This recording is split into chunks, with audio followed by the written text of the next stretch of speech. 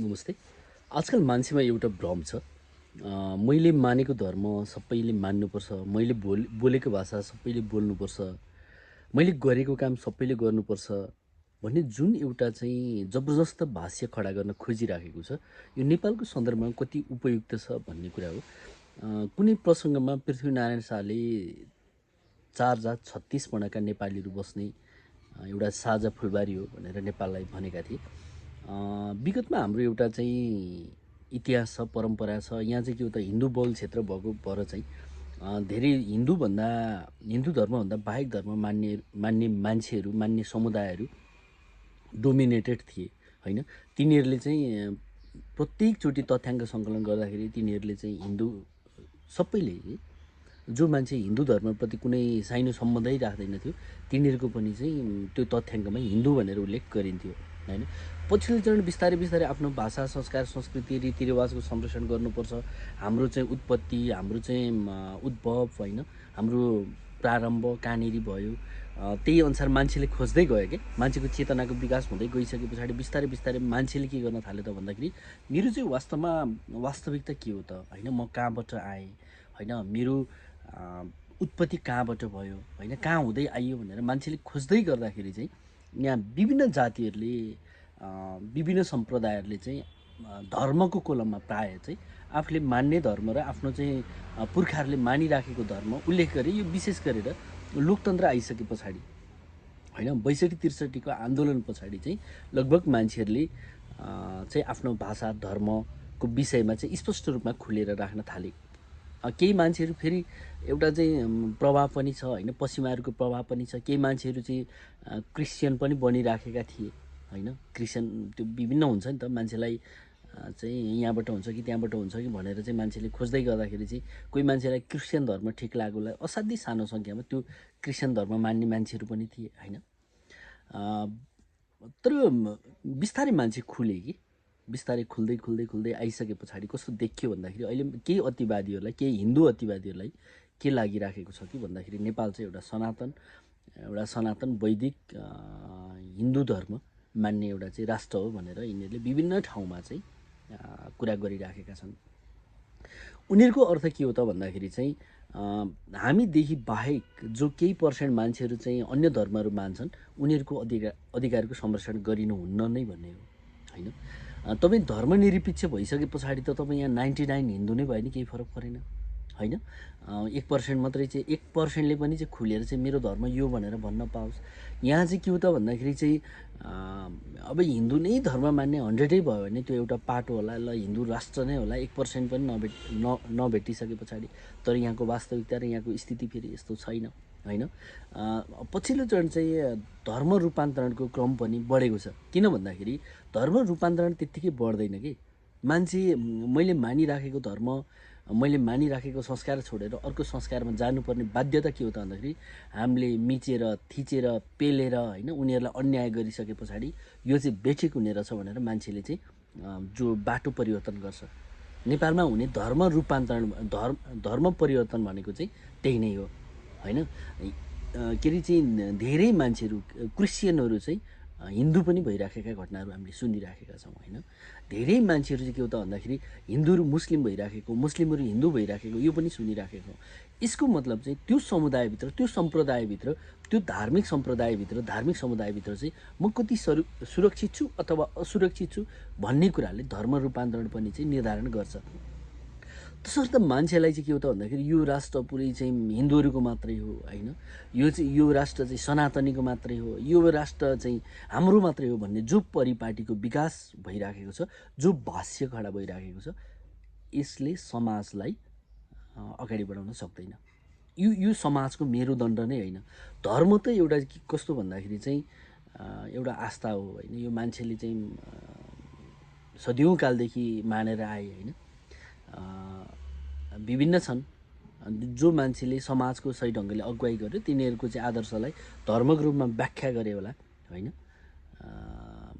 हरेक धर्मको उत्पत्ति कसरी भयो, पहिला चाहिँ यो हामीलाई त कस्तो भन्दाखेरि चाहिँ मानवको उत्पत्तिभन्दा अगाडि पनि धर्मको उत्पत्ति भएको थियो र धर्मले नै हामीलाई चाहिँ उत्पत्ति गरेको भनेर विभिन्न धर्म ग्रन्थहरूले त्यो भन्ने कुरा गर्छ होइन। पहिला चाहिँ सृष्टिकर्ता भनेर चाहिँ उनीहरूले चाहिँ ईश्वर भन्ने, भगवान भन्ने होइन विभिन्न छ नि त। भनिसके पछाडि एउटा भ्रम निरन्तर समाजमा भ्रम सिर्जना गर्ने र मान्छेलाई चाहिँ के अन्धविश्वासबाट बाँच्न बाध्य बनाउने होइन, र बाँकी जो प्रगति हुन्छ त्यही टाठाबाठा र चाहिँ जल्दो बल्दो मान्छेले मात्रै गर्ने समाजमा एउटा परिपाटी। त्यसरी पनि यो धर्मको विकास भयो होला भन्छु। हिन्दू धर्मले नि मानव सेवाको कुरा गर्छ, मुस्लिमले पनि मानव सेवाको कुरा गर्छ, बुद्धिस्टले नि मानव सेवाको कुरा गर्छ, जैन होइन क्रिस्चियन सबैले चाहिँ मानव जातिको चाहिँ उत्थान, मानव जातिको चाहिँ रक्षाको कुरा गर्छन् होइन।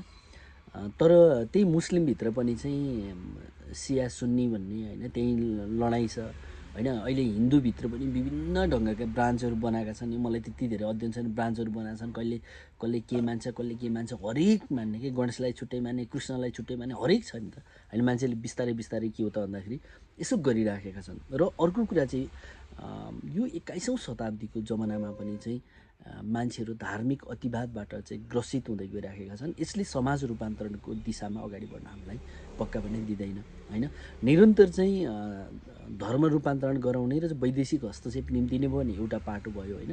तर हाम्रो ठ्याक्कै कस्तो भन्दाखेरि सक्यो नेपाल सक्यो, खतमै भयो, बर्बादै भयो भनिरहने तर त्यो केही पनि भएको छैन, काहीँ पनि गएको छैन होइन। मान्छेले त्यसैलाई चाहिँ दुहाइदिने, खाइरहने यस्तो टाइपको चाहिँ एउटा चाहिँ जो परिस्थिति निर्माण भइराखेको छ, यसबाट जोगिन हामी पक्कै पनि आवश्यक छ।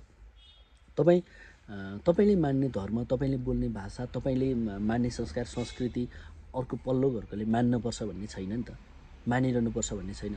तर तपाईँले मान्ने भाषा संस्कार संस्कृति रीतिरिवाजप्रति उसको पनि चाहिँ के हो त भन्दाखेरि एउटा संरक्षण चाहिँ चाहिन्छ। फेरि संरक्षण चाहिँ चाहिन्छ। छेउमै बस्नेले, तपाईँले बनाएको मन्दिरमाथि छेउमै बस्नेले आक्रमण गर्यो त उसले बनाएको चाहिँ तपाईँलाई चाहिँ अर्को मन्दिरमाथि तपाईँले आक्रमण गर्नु भने त जो सामाजिक सद्भाव पनि खलबलिन्छ।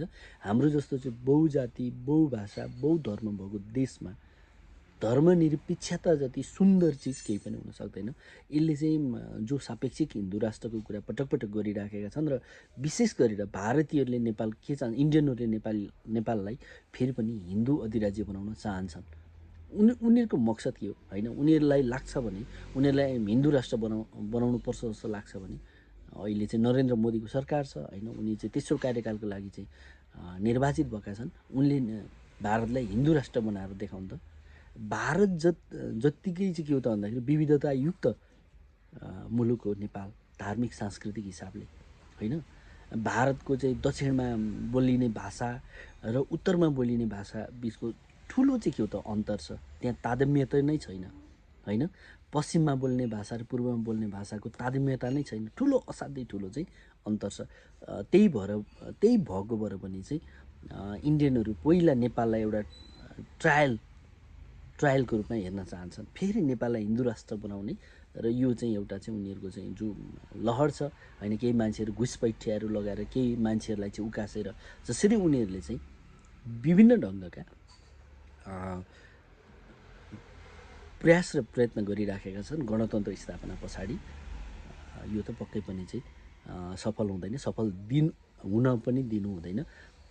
हाम्रो जस्तो चाहिँ एउटा यो राजनैतिक रूपमा पनि अस्थिरता के एउटा अस्थिरता पक्कै पनि छ होइन। यहाँका मान्छेहरूको मानसिकता कहिले पनि ठेगानमा हुँदैन कि। यिनी 5 वर्षमा चाहिँ आफ्नो मानसिकता चाहिँ परिवर्तन गरिरहन्छन्। त्यही भएर पनि चिज चाहिँ अगाडि बढ्न सकेको छैन नेपालमा होइन। कहिले केलाई उचालेको छ, कसलाई उचालेको छ, कसलाई के बनाएको छ, त्यतातिर होरी लागेको छ। यसको मतलब चाहिँ जब राज्यमा एउटा चाहिँ सैद्धान्तिक दृष्टिकोण, एउटा चाहिँ स्थिर सैद्धान्तिक दृष्टिकोण निर्माण हुँदैन, तबसम्म चाहिँ राज्य निर्माण हुन चाहिँ एउटा चाहिँ सशक्त राज्य सशक्त देश निर्माण हुन सक्दैन होइन। तपाईँ हामीले जति नै सुकै चाहिँ ठुला कुरा गरे पनि यसका छुट्टै चाहिँ मान्यताहरू छन् कि समाज जति धेरै चाहिँ गतिशील पनि चाहिँ यो कस्तो खालको के असाध्यै अस्थिर हुन्छ नि। समाज अस्थिर भइसके पछाडि चाहिँ राज्यले पनि काम गर्न सक्दैन, राज्यले पनि कुनै पनि काम गर्न सक्दैन। हामीले 240 वर्षको पिरियडमा प्राप्त नगरेको चिज, नखोजेको चिज चाहिँ अहिले 17-18 वर्षमा खोजिराखेका छौँ कि। मैले त पटक भन्छु नेपालले भौतिक प्रगतिको क्षेत्रमा त असाध्यै ठुलो चाहिँ फड्को मारिराखेको छ यसलाई हामीले नजरअन्दाज गर्नै मिल्दैन कि। बाटा घाटा पुल पुलेसा होइन विद्युत खानेपानी लगायतका चिजहरू चाहिँ व्याप्त रूपमा के असाध्यै व्याप्त रूपमा चाहिँ काम भइराखेको छ। अब यहाँ हो राज्यले चाहिँ कसैको चुलोमा चाहिँ लगेर चाहिँ दाल चामल हालिदिन सकेको छैन, यो चाहिँ एउटा चाहिँ समस्या हो। अनि यहाँ फेरि राज गर्ने मान्छेहरू हिजोकै पुरातन कि होइन, हिजोकै पुरातन, हिजोकै राजतन्त्र कालमा पनि चाहिँ उनीहरू सरकारमा बसेका, पटक पटक सरकार चलाएका, उनको प्रवृत्ति उनको आचरण पनि चाहिँ त्यस्तै खालको भएको भएर पनि चाहिँ यहाँ समस्या सिर्जना भइराखेको छ। यो कुरालाई चाहिँ हामीले मध्यनजर गर्नैपर्छ। जब समाज असाध्यै धेरै अस्थिर हुन्छ कि हाम्रो मानसिकता अस्थिर हुन्छ, तब देशले कुनै पनि हालतमा फड्को मार्न सक्दैन। एउटा कुरा चाहिँ याद राख्नुहोस् होइन, फेरि पनि हिजोका मूर्ति चोरलाई, हिजोका चाहिँ के हो त दरबार हत्याकाण्ड मचाउनेहरूलाई फेरि पनि ल्याएर राजा बनाउनु पर्नेमा किन आयो? आउनुको कारण के हो?